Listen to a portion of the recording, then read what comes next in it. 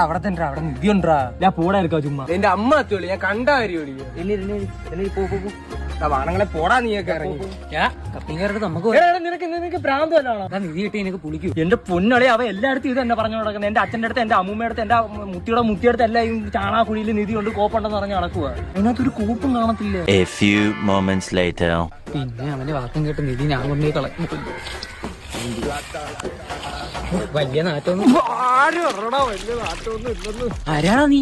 ഞാനാടാ പൊട്ടാ, അതില്ലാത്ത പൈസ പോലെ. ഞാൻ നിന്റെ അടുത്ത് അപ്പോഴേ പറഞ്ഞില്ലേ ഇതിനകത്ത് ഒരു നിധിയും ഇല്ല, ഒന്നുമില്ല.